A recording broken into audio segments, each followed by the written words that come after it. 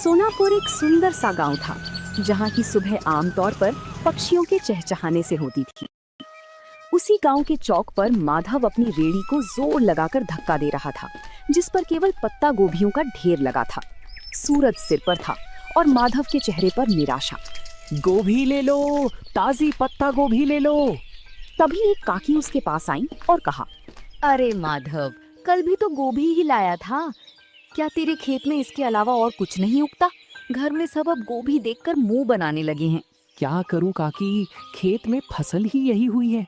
बहुत सस्ती दे रहा हूँ, 2 किलो ले लो। नहीं रे बेटा, मुफ्त में भी देगा तो कोई नहीं खाएगा। कुछ नया लाए तो बता देना। सबको कुछ नया चाहिए, पर नया लाने के लिए पैसे कहाँ से आएंगे? अगर आज ये गोभी नहीं बिकी तो कल का चूल्हा भी नहीं जल पाएगा। माधव वहीं सड़क किनारे बैठ गया। तभी उसका पुराना दोस्त सोमू वहां से गुजरा। क्या हुआ माधव, आज फिर गोभी का ढेर घर ले जा रहा है? हाँ सोमू, कोई भी इसे खरीदने को तैयार नहीं है। सब इन पत्ता गोभी से पक गए हैं। समझ नहीं आता इन पत्ता गोभियों का क्या करूं। भाई तूने शहर में कुछ समय उस दुकान पर काम किया था ना, जहां लोग इसी गोभी को बारीक काट कर कुछ सफेद पोटली जैसा बनाते थे। क्या नाम था उसका? मोमोस? हाँ सोमू, वो लोग पत्ता गोभी का ही इस्तेमाल करते थे। सोमू की बात माधव के दिमाग में घर कर गई थी। उस शाम माधव घर लौटा तो उसके मन में एक ही धुन सवार थी। उसने अपनी बची हुई सबसे अच्छी पत्ता गोभी उठाई और उसे बारीक काटना शुरू किया। अगर मैं इन गोभियों को फेंकने के बजाय इनका रूप बदल दूं तो शायद बात बन जाए। मैदा घर में थोड़ा पड़ा ही है। वो रसोई में मसालों के साथ कुछ प्रयोग करने लगा। खुशबू फैलने लगी तो उसका पड़ोसी करीम चाचा अंदर आए। माधव मियाँ, ये कैसी खुशबू आ रही है? आज क्या कोई दावत की तैयारी है? आइए चाचा, दावत तो नहीं पर एक कोशिश कर रहा हूँ। ये देखिए, मैंने इन गोभियों को मसालों के साथ पकाकर इस मैदे की लोई में भर दिया है। अरे ये तो छोटी छोटी सफेद पोटलियां लग रही हैं। इन्हें तेल में तलोगे क्या? नहीं चाचा, इन्हें बस भाप में पकाऊंगा। ये बिना तेल का खाना होगा, जो गांव वालों के लिए बिल्कुल नया होगा। बिना तेल का? क्या लोग खाएंगे? यहाँ तो सबको तला भुना पसंद है। स्वाद अच्छा हुआ तो सब खाएंगे चाचा।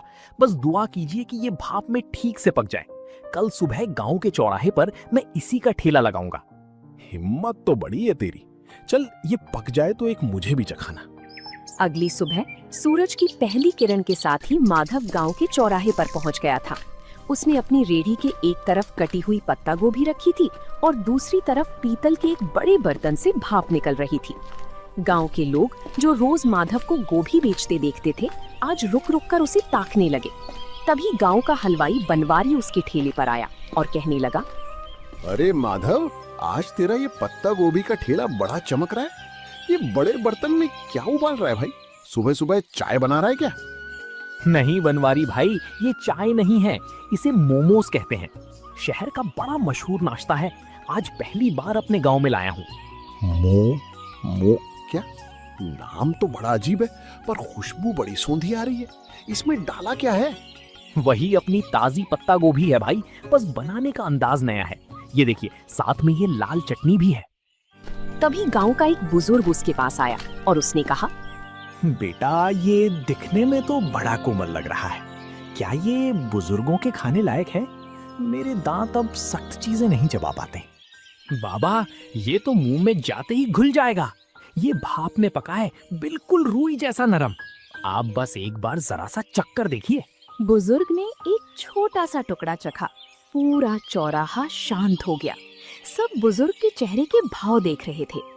जैसे ही बुजुर्ग ने मोमोज का टुकड़ा चबाया, उनके चेहरे पर एक बड़ी सी मुस्कान फैल गई। माधव ने उन्हें थोड़ी और लाल चटनी दी। देखते ही देखते वहां मौजूद दूसरे लोग भी अपनी बारी का इंतजार करने लगे। वाह माधव, ये तो वाकई कमाल की चीज है। इतना नरम और जायकेदार, और ये लाल चटनी, इसने तो सोई हुई जुबान को जगा दिया। तभी वहां माधव का दोस्त सोमू भी आ जाता है। माधव, मुझे भी एक प्लेट दे भाई। कल तो तू बड़ा परेशान था और आज तूने यहाँ कमाल कर दिया। अब जल्दी जल्दी इसका स्वाद सबको चखा दे, लोग इंतजार कर रहे हैं। हाँ सोमू, सबको दूंगा, पर ध्यान रखना, चटनी थोड़ी तीखी है, संभल कर खाना। अरे माधव, तीखा ही तो असली मजा है। शहर में लोग क्या वाकई रोज यही खाते हैं? मुझे तो लगता था वहाँ के लोग बस महंगा खाना जानते हैं। हाँ काका, शहर में तो इसे खाने के लिए लंबी लाइनें लगती हैं। मैंने सोचा जब हमारे खेत में इतनी अच्छी गोभी होती है तो हम गांव वालों को ये स्वाद क्यों ना मिले। भाई माधव, तूने तो मेरी मिठाई की दुकान के सामने रौनक लगा दी। एक प्लेट मेरे लिए भी लगा। देखूं तो सही, इस पत्ता गोभी के नए अवतार में ऐसा क्या जादू है। दोपहर होते होते माधव की सारी पत्ता गोभी खत्म हो गई थी, लेकिन सब्जी के रूप में नहीं बल्कि मोमोज के रूप में। माधव ने आज पहली बार अपने हाथ में इतने पैसे देखे थे। उसकी आंखों में खुशी के आंसू थे और मन में एक नया हौसला। उसे समझ आ गया था कि मेहनत और नयापन कभी बेकार नहीं जाता। जिसके बाद अगले कुछ दिनों तक माधव का काम तेजी से चल पड़ा। अब लोग सुबह से ही माधव के आने का इंतजार करने लगे थे। लेकिन जैसे जैसे काम बढ़ा, माधव के पास संसाधनों की कमी होने लगी। उसके पास सिर्फ एक छोटा बर्तन था और अकेले सारा काम करना उसके लिए मुश्किल होता जा रहा था। गोभी काटना, मैदा गूंथना, फिर उसे बेलना और फिर भाप देना, अकेले करते करते हाथ जवाब देने लगे हैं। पर अगर रुक गया तो लोग निराश हो जाएंगे। तभी करीम चाचा उसके पास आते हैं और कहते हैं, क्या बात है माधव मियाँ, काम कैसा चल रहा है? आज चेहरे पर वो चमक नहीं है जो हमेशा रहती है। काफी थके थके से भी लग रहे हो। चाचा, काम तो बहुत है पर हाथ सिर्फ 2 हैं। लोग को मेरे हाथों के मोमोज बहुत पसंद आने हैं और अब वे उसे ज्यादा मात्रा में मांग रहे हैं। और मेरे पास बर्तन इतना छोटा है कि एक बार में सिर्फ 10-12 मोमोज ही बन पाते हैं। अरे ये तो बहुत अच्छी बात है। अगर बरकत हो रही है तो घबराता क्यों है? शहर जा और एक बड़ा स्टीमर लेकर आ। और सुन, सारा काम अकेले क्यों करता है, किसी को साथ लगा ले। पैसे तो आ रहे हैं चाचा, पर क्या ये काम टिकेगा? कहीं लोग 4 दिन बाद ऊब गए तो मेरी सारी कमाई डूब जाएगी। मेहनत कभी नहीं डूबती बेटा। तूने साधारण सी पत्ता गोभी को पहचान दिलाई है। अब खुद को एक बड़ा व्यापारी बनाने की सोच। करीम चाचा की सलाह मानकर माधव ने अगले दिन अपनी रेहड़ी नहीं लगाई। वो पास के बड़े कस्बे के बाजार गया। वहाँ की भीड़ भाड़ देखकर उसे अपने पुराने दिन याद आ गए, जब वो दूसरों की दुकानों पर काम करता था। आज वो अपनी खुद की दुकान के लिए सामान खरीदने आया था। आइए भाई साहब, क्या दिखाऊं? होटल के लिए बर्तन चाहिए या घर के लिए? मुझे मोमोज बनाने वाला सबसे बड़ा 3 मंजिला बर्तन चाहिए। और हाँ, एक ऐसी मशीन भी देना जिससे सब्जियां बहुत बारीक कट सके। बड़े बर्तन की मांग तो बहुत है। आप कहाँ से आए हैं? शहर में दुकान खोल रहे हैं क्या? नहीं साहब, गांव में मेरा छोटा सा मोमोज बेचने का काम है। वहाँ लोगों को उसका स्वाद बहुत पसंद आ रहा है। ये तो बड़ी अच्छी बात है। ये लीजिए, ये स्टील का सबसे बढ़िया बर्तन है। इसमें एक साथ 50 मोमोज आराम से बन जाएंगे। और ये रही आपकी नई मशीन। इससे आपकी मेहनत आधी हो जाएगी। शुक्रिया। अब गांव लौटकर मुझे सिर्फ खाना नहीं बनाना बल्कि अपने काम को और बेहतर बनाना है। कल से गांव वालों को मोमोज खाने के लिए इंतजार नहीं करना पड़ेगा। बदला हुआ था। 3 मंजिलों वाला ऊंचा स्टील का स्टीमर सूरज की रोशनी में चमक रहा था। गांव वाले ये नया अजूबा देखने के लिए जमा हो गए। माधव के चेहरे पर एक नई चमक थी, क्योंकि अब उसे ग्राहकों को इंतजार नहीं कराना पड़ता था। वाह भाई माधव, ये क्या रॉकेट ले आया आज? ये तो बड़ा आलीशान लग रहा है। रॉकेट नहीं है सोमू भाई, ये 3 मंजिला स्टीमर है। अब एक साथ कई लोग मोमोज खा पाएंगे। कल तक तुम लोग शिकायत करते थे ना कि देर लगती है, लेकिन अब इसकी मदद से नहीं लगेगी। अरे भाई, बर्तन तो बड़ा कर लिया, पर क्या स्वाद वही रहेगा? अक्सर काम बढ़ने पर लोग जायका भूल जाते हैं। भनवारी भाई, जायका तो मेरी मेहनत में है, बर्तन में नहीं। आप बस देखते जाइए। आज मैंने चटनी में एक खास चीज और मिलाई है, खेत का ताजा पुदीना। माधव, सुना है तूने कस्बे से कोई मशीन भी मंगवाई है? क्या अब मशीन से खाना बनाएगा? नहीं काका, मशीन सिर्फ सब्जियां बारीक काटने के लिए है। मेहनत तो अभी भी इन हाथों की ही रहेगी। मशीन से बस मेरा समय बचेगा ताकि मैं आप सबको गर्मा गर्म खाना खिला सकूं। उस दिन माधव की रेहड़ी पर इतनी भीड़ थी कि गांव का मुख्य रास्ता जाम होने लगा। माधव बड़ी फुर्ती से हाथ चला रहा था। वो पत्ता गोभी की फिलिंग भरता, उन्हें आकार देता और स्टीमर में सजाता। कुछ ही मिनटों में भाप के साथ मोमोज तैयार हो जाते। तभी गांव के पटवारी जी अपनी गाड़ी से वहां रुके। माधव, ये क्या शोर मचा रखा है तुमने? पूरा गांव यहीं जमा हो गया है क्या? प्रणाम पटवारी जी, कुछ नया शुरू किया है। ये पत्ता गोभी के मोमोज हैं। आप भी जरा चक्कर देखिए, फिर बताइएगा कि गांव में ये कैसा लग रहा है।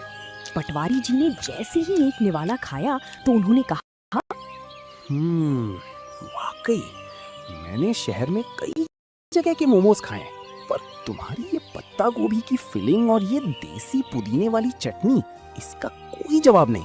तुमने तो कमाल कर दिया।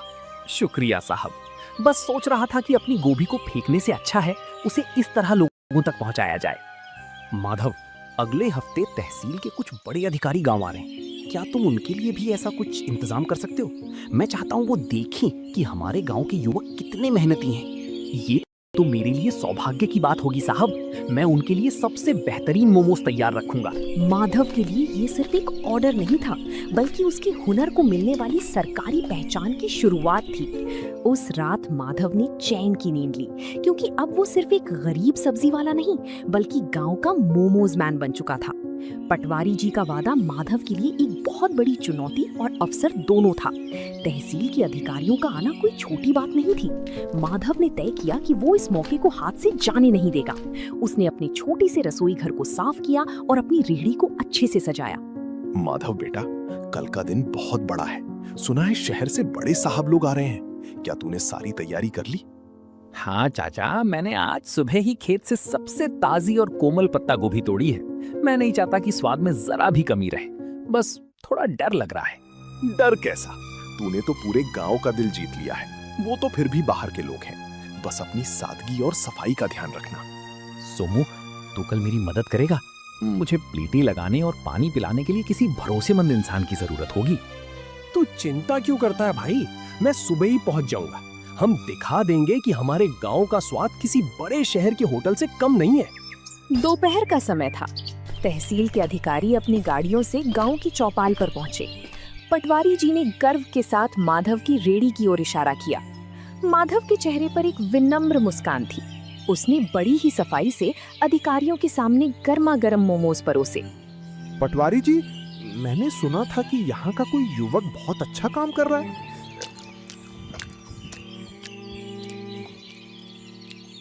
अरे ये तो वाकई लाजवाब है। इतना हल्का और इतना शुद्ध स्वाद। शुक्रिया साहब, ये सब मेरे खेत की पत्ता गोभी का कमाल है। मैंने इसमें कोई बनावटी मसाला नहीं डाला है। हैरानी की बात तो ये है कि गांव के माहौल में तुमने इतनी सफाई और हाइजीन का ध्यान रखा है। तुम्हारा ये तरीका वाकई काबिले तारीफ है। माधव, क्या तुम कभी शहर आकर अपना स्टॉल लगाना चाहोगे? वहां तुम्हें और भी बड़ा बाजार मिल सकता है। साहब, शहर में तो बहुत लोग हैं। मैं चाहता हूँ कि मेरे गांव के लोगों को यहीं पर अच्छी और नई चीजें खाने को मिले। मैं यहीं रहकर अपने काम को बड़ा बनाना चाहता हूँ। बहुत खूब। तुम्हारी ये सोच देखकर अच्छा लगा। हम तुम्हारी मदद करेंगे ताकि तुम एक छोटी सी पक्की दुकान खोल सको। हमें ऐसे ही मेहनती युवाओं की जरूरत है। अधिकारियों ने न केवल पेट भर खाया, बल्कि जाते समय माधव की काफी तारीफ भी की। उस दिन माधव को समझ आया कि सफलता के लिए गांव छोड़ना जरूरी नहीं, बल्कि अपनी जगह रहकर कुछ अलग करना जरूरी है। अधिकारियों की मदद और अपनी मेहनत की कमाई से माधव ने आखिरकार गांव के मुख्य चौराहे पर एक छोटी सी पक्की दुकान किराए पर ले ली। अब उसे धूप और बारिश में रेहड़ी खड़ी करने की चिंता नहीं थी। उसने अपनी दुकान का नाम रखा माधव का देसी जायका। दुकान की दीवारों गांव के सुंदर चित्र बनवाए थे। अरे भाई माधव, अब तो तू सेठ बन गया। इतनी सुंदर दुकान और वो भी गांव के सबसे मुख्य मोड़ पर। अब तो हमें बैठने के लिए कुर्सियां भी मिलेंगी। सेठ नहीं बनवारी भाई, बस आप सबका प्यार है। दुकान पक्की हो गई है तो क्या हुआ, स्वाद तो आज भी वही मिट्टी से जुड़ा रहेगा। आइए, आज उद्घाटन के दिन पहली प्लेट आप ही के नाम। माधव मियाँ, देख रहे हो, जहाँ तू कभी गोभी का ढेर लेकर उदास बैठा रहता था, आज वहाँ तेरे नाम की धूम मची है। मैंने कहा था ना, गोभी को पहचान तूने दी है। चाचा, ये सब आपकी बातों का ही असर है। अब मैंने सोचा है कि मैं गांव के 2 और बेरोजगार युवकों को यहाँ काम पर रखूंगा। उन्हें मैं खुद ट्रेनिंग दूंगा ताकि वो भी अपना हाथ साफ कर सकें। बहुत नेक ख्याल है बेटा। तरक्की वही है जो सबको साथ लेकर चले। वक्त बीतता गया और माधव की दुकान अब केवल सोनापुर ही नहीं, बल्कि आसपास के 10 गांवों में मशहूर हो गई। लोग दूर दूर से उसके पत्ता गोभी मोमोज खाने आने लगे। माधव ने कभी अपनी गुणवत्ता से समझौता नहीं किया। वो आज भी रोज सुबह अपने खेत से ताजी गोभी खुद तोड़कर लाता था। माधव भाई, आज तो शहर से भी कुछ लोग आए थे। कह रहे थे कि सोशल मीडिया पर तुम्हारी